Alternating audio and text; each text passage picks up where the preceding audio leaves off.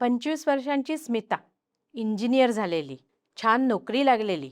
माझ्याकडे जवळजवळ 4 वर्ष आमवाताची ट्रीटमेंट घेत होती. पण दिवसेंदिवस काळजीत दिसायला लागली. कारण विचारलं तर सांगितलं आता घरी लग्नाचं बघायला लागले आणि लग्नामध्ये भरपूर अडचणी यायला लागल्या. संधिवाताचा त्रास आहे हे सांगायला जावं तर मुलाकडची लोक पुढेच यायला तयार नाहीत.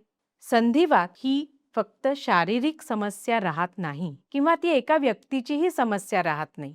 हळूहळू या समस्येचं आपल्या कुटुंबावरती, समाजावरती झालेले परिणामही आपण बघतो आहोत. संधिवात हा बऱ्याचदा लहान वयोगटातल्या मुलींमध्ये, तरुण मुलींमध्ये दिसतो, ज्यामध्ये लग्नाच्या गोष्टींचा जेव्हा विचार व्हायला लागतो तेव्हा मात्र संधिवात एक मोठी अडचण बनून समोर येतो.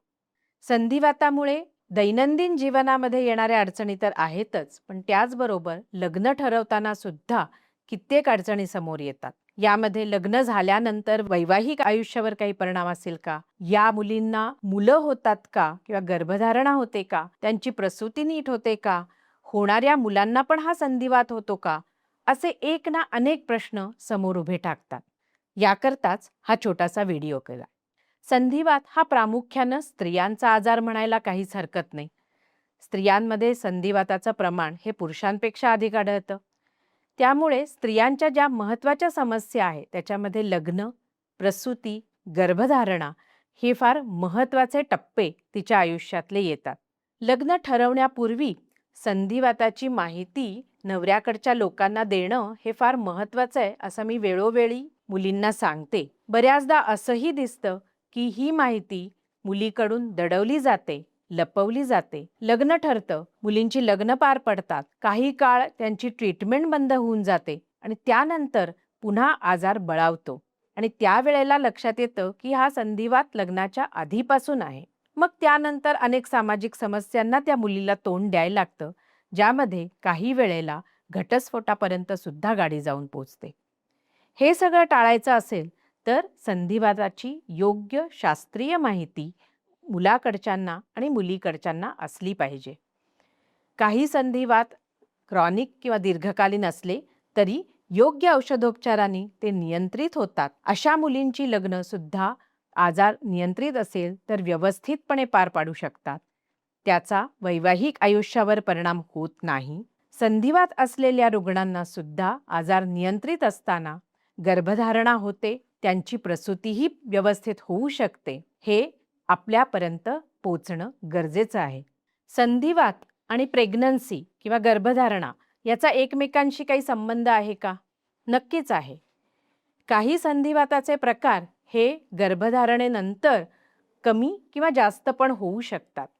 रुमटॉइड आर्थरायटिस सारखे संधिवात प्रेग्नन्सी राहिल्यानंतर 9-9 महिने अत्यंत छान नॉर्मल अवस्थेपर्यंत येऊ शकतात, ज्याला रेमिशन असं म्हणतो. तर ल्युपस सारखे काही संधिवात हे गर्भधारणा झाल्यानंतर काही वेळेला बळावू पण शकतात. अर्थात गर्भधारणेच्या आधीची स्थिती कशी आहे यावर हे अवलंबून आहे. संधिवाताच्या रुग्णांमध्ये गर्भधारणा होऊ शकते. क्वचित प्रसंगी गर्भधारणा होण्याकरता त्रास होणं, प्रायमरी इन्फर्टिलिटी किंवा गर्भ राहिल्यानंतर वारंवार गर्भपात होणं असेही काही वेळेला अनुभवास येते. म्हणूनच गर्भधारणा ही पूर्णपणे नियोजनपूर्वक असली पाहिजे. संधिवात व्यवस्थितपणे आटोक्यात किंवा नियंत्रित असताना गर्भधारणेचा विचार करता येऊ शकतो. तसंच संधिवाताच्या रुग्णांना गर्भधारणेपूर्वी तज्ज्ञांचा सल्ला घेणं खूप आवश्यक आहे. काही संधिवाताची औषधं ही गर्भधारणा झाल्यानंतर चालू शकत नाहीत आणि काही स्वरूपाची औषधं गर्भधारणा झालेली असताना आपण आजार नियंत्रित करण्याकरता वापरू शकतो. त्यामुळे योग्य तज्ज्ञांच्या सल्ल्यानं कुठली औषधं चालू शकणार आणि कुठली औषधं बंद करायची याची माहिती करून आपल्याला पुढे जाता येतं. गर्भधारणा झाल्यानंतर, गर्भधारणा व्यवस्थित 9 महिने पार पडल्यानंतर प्रसूती व्यवस्थित होईल का, अशी सुद्धा शंका बऱ्याच जणींच्या मनामध्ये असते. संधिवातामध्ये खुब्यांसारखे जर सांधे काही ग्रासले असतील तर मात्र काही वेळेला नॉर्मल डिलिव्हरीला प्रॉब्लेम येऊ शकतात किंवा ल्युपस सारख्या संधिवातामध्ये काही वेळेला मुदतपूर्व सुद्धा डिलिव्हरी होण्याचे चान्सेस जास्त असतात. पण योग्य तज्ज्ञांच्या मार्गदर्शनाखाली जर ही व्यवस्थितपणे प्रेग्नन्सी मॉनिटर झाली तर हे धोके टाळता येतात. म्हणून डॉक्टरांचीही यामध्ये एक टीम असावी लागते, ज्यामध्ये तज्ज्ञ गायनेकोलॉजिस्ट, तज्ज्ञ रुमॅटॉलॉजिस्ट, पेशंट आणि त्या पेशंटचे कुटुंबीय या सर्वांच्या सहकार्यानं आणि समजुतीनं ही प्रेग्नन्सी व्यवस्थितपणे पार पडू शकते. आणि एक महत्त्वाची शंका की होणाऱ्या बाळाला संधिवाताच्या औषधांमुळे किंवा संधिवातामुळे त्रास होणार का? तर बऱ्याचदा हे संधिवात नाळेवाटे बाळापर्यंत जात नाही. क्वचित प्रसंगी ल्युपस किंवा जोग्रेनसारखे काही आजार आहेत की ज्यामध्ये नाळेवाटे काही अँटीबॉडी बाळापर्यंत जातात.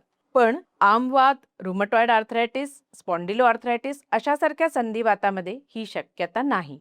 त्यामुळे योग्य नियोजन केलं असल्यास हे प्रकार टाळता येतात. गर्भधारणा, प्रसूती आणि स्त्रियांबद्दलचे संधिवात याबद्दल अजूनही काही शंका असल्यास नक्की कमेंट करा आणि विचारा आणि आमच्या चॅनलला सबस्क्राईब करा.